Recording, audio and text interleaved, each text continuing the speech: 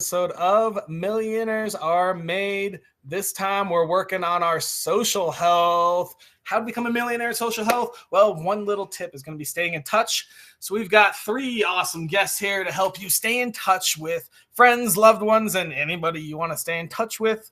Reminder, we want guests. Come on down. If you are a social health person, if you know all about being social, you have so many friends you don't know what to do with, come on the show and tell us how and why, and tell us all about your relationships. We're also looking for sponsors. If you want to get your name in front of hundreds, if not thousands of people, feel free to go ahead and shoot us a message, comment, whatever you'd like to do.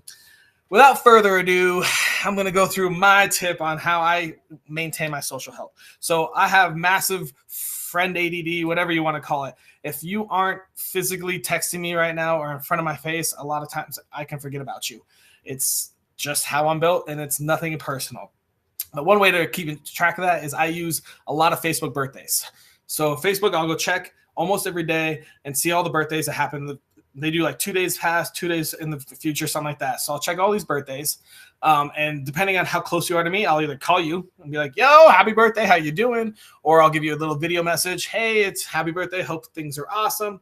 Or just shoot a little text. But it's one way that I keep a track of all my friends. You know, we reinitiate our friendship. Maybe we haven't talked in a few months. Maybe things got busy with them, things got busy with me, whatever. But when it's their birthday, it comes up and I can go, okay, cool. Let's go touch base with Joe or Paul or Sally again. And, you know, kind of reinitiates that friendship. It works great. It's awesome. If everyone loves getting a happy birthday call or happy birthday message, I know a lot of people get inundated. So you got to make yours a little more personal depending on the level of your friendship. Hopefully it's an easy tip for y'all to think about. And that is what I like to do, and I'm recommending today. We are going to move on to our first guest and see what she has to say. Gemma, in a storm in Toronto, joining us today. Full storm weather. Full storm weather. All right, well, let me ask you real quick. Who are you? I'm Gemma Devine, and yes, that is my real surname. I did not just make it up. I married my husband solely for the surname. Sounds like a great reason. Yeah. I'm looking for that too. Send me your last names. I'm looking. So I'm founder and CEO of the Community Manager Collective, which is a new business where I am looking to bring together community managers, but also train new people into the world of community. I am an accidental community manager. I'm going to put that word accidental in there. I stumbled upon the job during the pandemic. And completely fell in love with the magic of connection that I saw in front of me. It was just the most amazing experience to be able to facilitate so many people coming together digitally and building those new relationships and friendships and connections. So yeah, it's something that I really fell in love with and that I completely geek out about now. I read about it, I learn about it. So yeah, community is on the up for businesses, but also for personal relationships as well. Cool. I am a married lady to a Canadian. I'm obviously not Canadian myself. I am a Scottish girl. I am mama to a fur baby.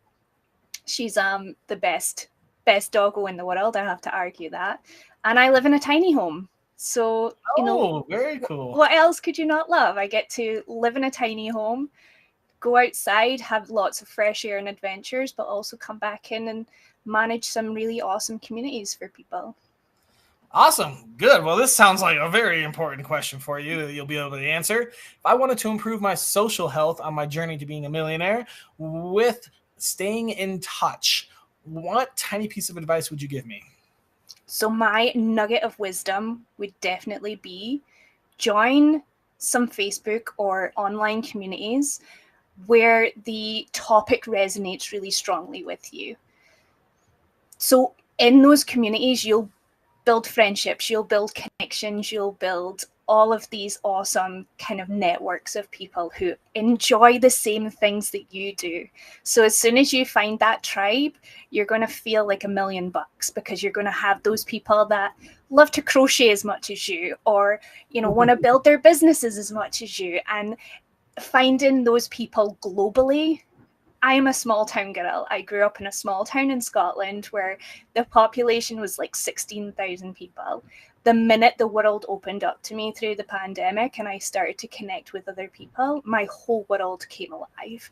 So joining these groups and joining in these conversations where you can be an expert in that field as well. You can be someone that shares their expertise, who shares their knowledge, their wisdom, their creativity.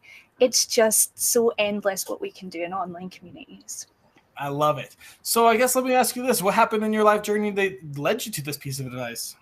Okay, so I was a little bit lost in my career. I was kind of on that journey of I want to do this, and then shiny object syndrome. Oh, I could do this over here. And it wasn't until I was actually marketing manager for a company through the pandemic, and the company skyrocketed because it was one of those kind of Uber Eats, like deliver to your door grocery store kind of thing. So marketing was crazy. And I actually took not well. I had like a really solid like breakdown because things were just so crazy. And I applied for a role with so she's Britain's #1 therapist and hypnotherapist. Okay. And I applied for a community manager role because it sounded nice. Like it sounded like a really nice job. And I got the job, and it was one of the highest paying roles I'd had in my career. And I was just so grateful. And every day I got to log on and just inspire these people to go through a transformational journey. I got to ask them in-depth questions and find out a lot about the members. And also the other part that I fell in love with was building those connections between those members. So, hey, oh, did you know that Sally also lives here? Or, you know, Doug's going through this transformation, and you guys can kind of team up together. So yeah, I totally stumbled upon the world of community, and now I'm 5 years in.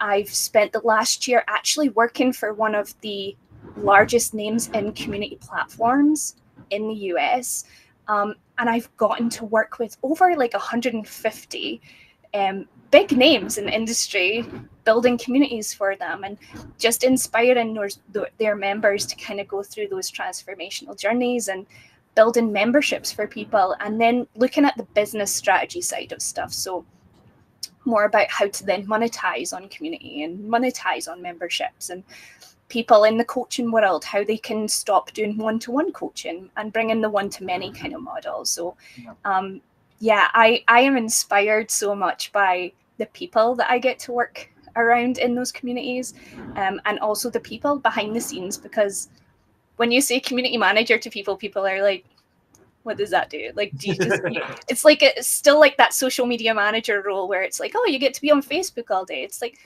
I kind of do, but I kind of don't. Like, it's new and it's exciting. So yeah, I totally stumbled upon the job, and I just completely fell in love with it all because it's something that I never thought was even a thing, just to be able to facilitate those conversations between people and bring out the best in everybody that's in that group. And it really does just get you right in the feels. Every day you log on, you read these messages, and every day you log off, you think, you know, I've made an impact on someone's life.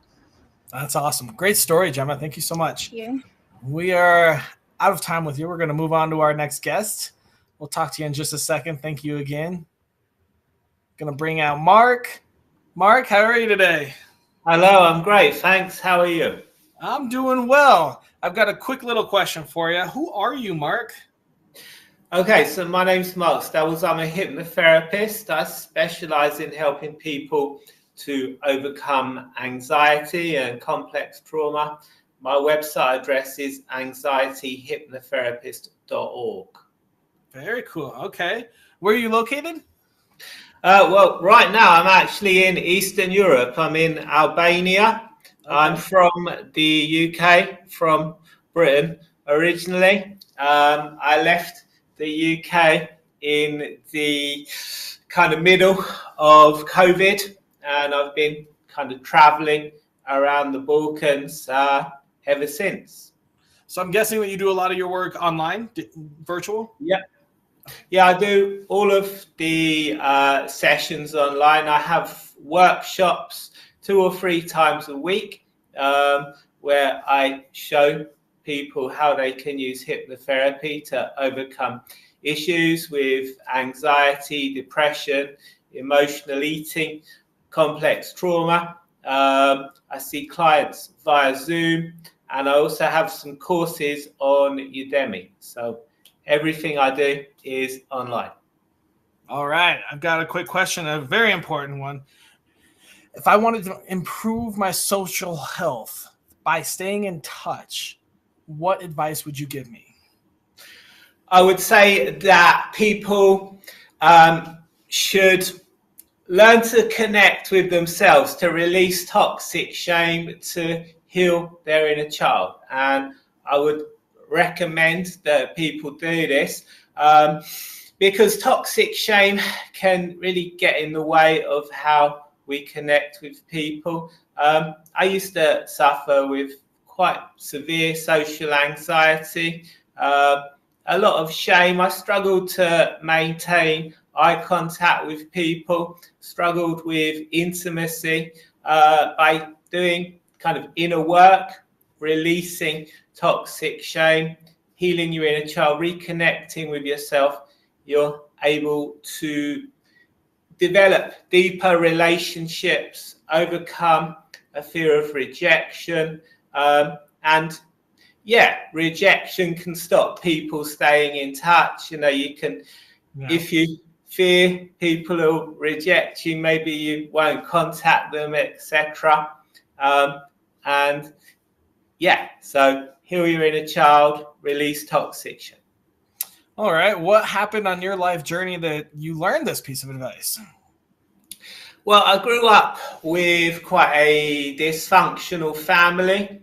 Had a lot of issues with anxiety, which caused me to have a lot of relationship problems, a lot of problems forming and maintaining friendships. About 38, I think, after a kind of nasty divorce, I decided I needed to overcome those issues. So I started looking at different therapies, different ways I could start to feel calmer, form healthier relationships with people. Tried counseling, didn't find it very useful. Hypnotherapy was the only kind of therapy that worked for me. So I decided to dive deeper into that, to learn more about hypnotherapy and to train to become a hypnotherapist, and Very cool. ultimately to help people through hypnotherapy. That's awesome. Awesome. What an awesome story, Mark. Thank you so much for sharing. We're going to move on to our next guest, and we'll bring you back out in just a couple of minutes. See you soon. All right. Next up, we have Yelenia. How are you doing today? I'm good, thank you. I like your enthusiasm. We've been doing that all morning. Hey, Yelenia, who are you? I'm a licensed master social worker, and I'm also a hypnotherapist. I have been working primarily with anxiety, but specifically with female entrepreneurs until like just a month ago. I've been pushing that as my main specialty, but I honestly been working with all kinds of things. So I'm finally allowing myself to say like, hey, actually my name the name of my practice is My Blooming Heart Hypnotherapy and Coaching. I'm doing more. I'm actually doing anxiety, and I have been working a lot with people with depression, and particularly with people who want to quit smoking. So I'm doing all of those things now. Awesome. All right. Well, I've got an important question then. I love that we have two hypnotherapists. I love how sometimes things just happen and you're like, I guess it works. That's great. If I wanted to improve my social health by staying in touch, what piece of advice would you give me? So I have a tip of advice for the people who want to stay in touch with the closest people in their life. Make a list of those people and put their names in the planner and reach out every week. So actually schedule it every week. Yes. That's probably something important for those with friend ADD as well. Probably important. I would say so. And the story behind it, why I'm providing this particular advice, is because I'm from Russia originally. I moved to the United States when I was 20 with my best friend to New York not planning on moving there, just like dropped everything, dropped out of college in Russia. So I left my whole life behind, and I left a lot of important people behind that I really loved. Very true. And I'm still in touch with a lot of them. I actually talked to my best friends. We've been best friends since I was 7, so I'm 34 now. Like, that's a good chunk of my life. We talk every week for an hour. She is scheduled in my planner for a very special morning every week, and that's how I maintained it. So it's coming from a very personal experience of deciding, okay, those people are very important for me, and I have to do my work to stay in touch with them, because it doesn't just happen. And I learned it with very specific members of my family, my brother specifically. He just doesn't do it. He's not really that straightforward unless I reach out to him. He not necessarily would do it for me, but I learned to accept it and being okay with it. But at the same time, what I learned, and I'll let you ask me other questions as well, is that if you sometimes, not with all people, put this work forward first, you kind of like step into that role of carrying the relationship forward for a moment. It will get people accustomed to like, oh, okay, here we doing this staying in touch dance. Okay, this, like, there is a path in between us that we're working on. We're making it like more clear and robust, so we can walk back towards each other at all times. And you see who are those people who are going to do it with you and who are going to drop the ball. And that's just one more thing I want to say. I moved from New York to Hawaii 4 years ago, just before COVID, and I left another whole life behind. It's like a whole circle of friends very close to my heart. And this time around, I was like, you know what? I'm not going to do all the work myself anymore. I want to see who of my friends actually going to stay with me if I'm going to drop the ball, like somewhat. If I'm just going to drop it a little bit, am I important enough for them to pick it up for me? Some of them did, and some of them didn't. And it was heartbreaking in certain sense. But at the same time, I feel like I left with the core people who actually care about me. Cool. Yeah. I mean, it's good to know who should be in your inner circle and who should be kept at kind of a distance. You know, if they don't put the effort in, then it may not be that important to you. You kind of touched on this. I guess maybe you have about a minute left if you want to retouch on it. Where did you learn to actually schedule it, and what made you think of that? What made you go, hey, these people are this important, I'm going to schedule an hour a week? Well, having to, first of all, scheduling everything with my dad, with my aunt, with my best friends when I moved to the States, but also when I went to grad school for my master's degree, and my schedule was just like filled with stuff from the moment I wake up to the moment I go to sleep. I'm like, okay, I'm trying to stay in my friend's life. And this is when I made the list and put it on my mirror so I could actually oh, I haven't spoken to this person in a long time. I will send him a text. That's awesome. Awesome. Thank you so much, Yelenia. I'm going to go ahead and bring everyone else out, and we can chat about our tips. We got Mark and Gemma. All right, well, let's just start with Gemma. Gemma, can you real quickly refresh us what your tip was? Yeah, so I'm encouraging everybody to join those online communities. So anything that tickles your fancy, anything to do with a subject that interests you or you think that you can be an expert in, or something you can share your knowledge in, because having those online connections is also important to us nowadays. That's very important. I mean, COVID may have pushed us farther away in person, but it definitely made it much easier to stay in touch online. I mean, even if you're only Facebook messaging or commenting on each other's stuff every so often, that's better than not calling at all. So I like that tip. Yelenia, how do you think about her tip? I love it. I'm in so many Facebook communities, and I start being part of them as COVID hit. And I realized that I actually have to make money some other way than being a social worker, because there was no hiring positions in my state. So I love it. And I also believe that community is where the healing happens for anxiety, for any kind of things. We need that more so than one-on-one. So I'm all for it. I love that. Community is where the healing happens. I'm stealing that. We're clipping it too. We're going to clip that for sure. Hey, Mark, what are your thoughts on Gemma's tip? Excellent. Yeah, communities are great way to keep in touch with people. Brilliant way to learn new things, to build conversations and meet new people as well. I love it. Yelenia, can you quickly refresh us what your tip was?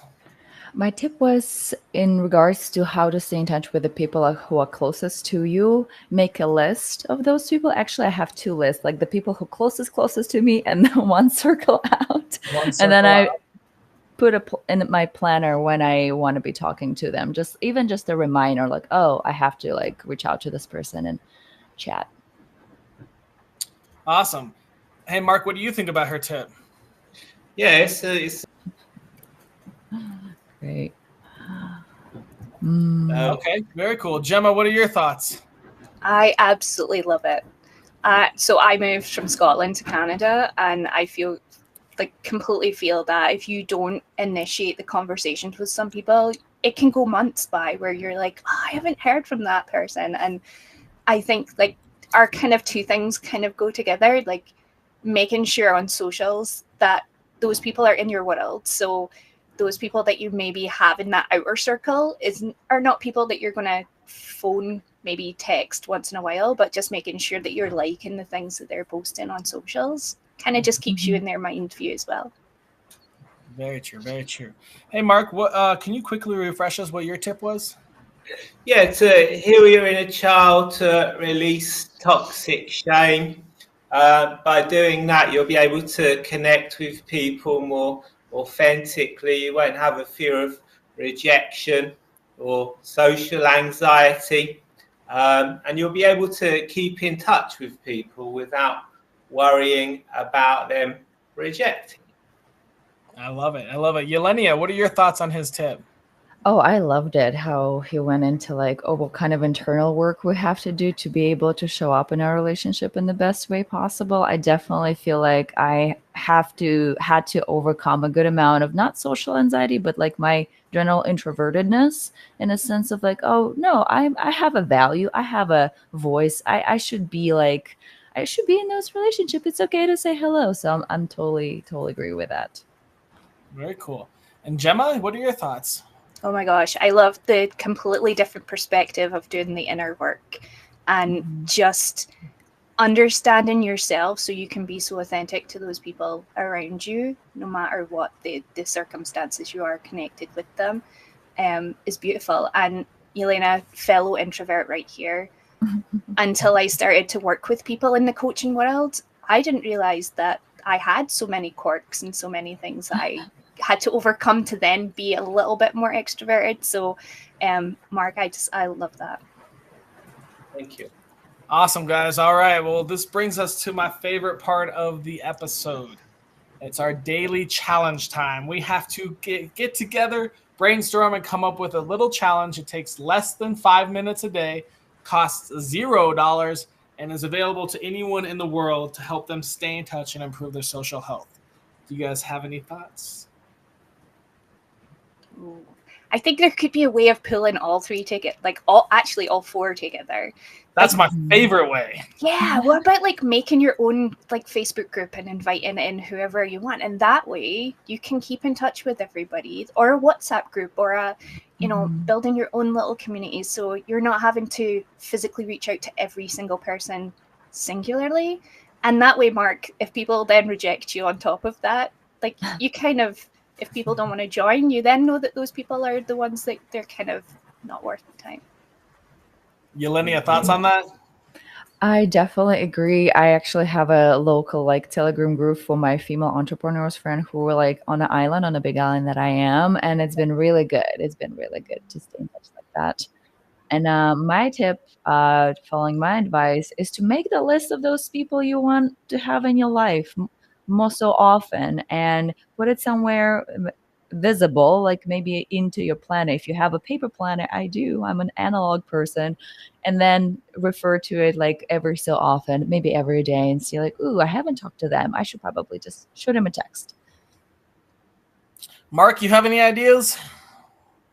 Yeah, those are great ideas. I was going to say that during COVID, my friends, we created a group so that we could stay in touch on Facebook. So that's a great idea. My tip, I suppose, sticking with the theme of inner work, would be to meditate for 5 minutes every day. Costs nothing, enables you to connect with people more authentically. That would be my tip. All right. Well, let's think here. So something you can do every day. So I think it's going to be a little tough to create a new group every day. What do you guys think about maybe? I mean, I do like a group chat. That is a great way to get involved with similar people. I don't know. An analog and a digital version. So analog is that creating that list, and then the digital version is inviting them in. I kind of like the idea of like scheduling like a weekly like text blast out or something. Maybe we have like the two groups like Yelenia said, and like you can schedule whatever you want. Every Wednesday at noon, you send out like a group chat to like your closest 5 people, just reminding them how special they are. Oh gosh, I saw Yelenia's reaction there. But that's something that's almost weekly. What can we do every day to stay in touch? I mean, maybe we just schedule a time every day at like 9 a.m. and you send out a text or a call to someone that's close to you. That's simple enough. Maybe someone that you haven't talked to in at least a month, and you have to send out a text to someone you haven't talked to in a month. I like that. How do you guys feel about that? Every day we just pick someone you haven't talked to and you reconnect again. With no agenda. No hidden agenda. Other than us challenging you. Just connection. Yeah, and then I mean that text only takes like 30 seconds, so you can meditate for 4.5 minutes after that too. Absolutely. Actually, you will have to do some sort of meditating to think about the text. You'll have to do some sort of inner dialogue to be like, what should I text this person I haven't talked to in a month? And then we can schedule it every day. Like you pick your time. I'm probably gonna do like 8 a.m. Sorry, all you late sleepers, you're getting a text. So we'll schedule, make it kind of like a group thing, but I think keeping in touch with people over a month is a good little challenge. How do you guys feel about that? That's an excellent idea, yeah. And like you said, to personalize the text for every person. So to think about what they'd like to receive and send them something that you know they're going to respond to. And maybe just pulling Mark's side of things in is getting over that anxiety of reaching out to people that you possibly haven't spoken to in a while as well, because that can be quite nerve-wracking when you haven't had those conversations. Is it going to go like, is it going to have the reception that you want it to go, or will it be ignored? So maybe doing that inner work kind of for the 4.5 minutes before you send the message, and just making sure your anxiety level is at that right time to send that. Yeah, you're gonna have to take at least a minute or two to kind of make it like a personal text, not like a yo, sup dog. let's make it a personal text, and every day we don't have to share the text, but every day we can talk, we can post and share. I'll probably screenshot it, maybe blur some things out, and then kind of. Someone. The tough part's gonna be thinking about who you haven't talked to in a month that you want to reconnect with. Especially for me. So that'll be kind of fun. Cool. I think that's a great challenge, guys. That essentially wraps up our show.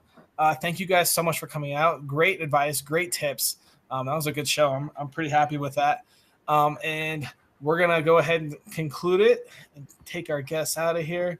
Hope you all had some fun there. That concludes our show, How to Improve Your Social Health by Staying in Touch. So if you feel a little alone, lost, desperate and lonely, here's a couple ways to rekindle some old friendships, see some old people that you haven't talked to in a while that you forgot about. You can go take some time to rethink about who you are and focus on yourself for a little bit. Then you can schedule and actually put it in your planner when you're going to connect with people so you don't lose touch and feel hopeless. And then you can also just join groups to make new friends and stay in touch with them. We've got our daily challenge. We're going to take a couple minutes to think about yourself and prepare and think of someone you haven't talked to in a month and shoot them a quality personal message.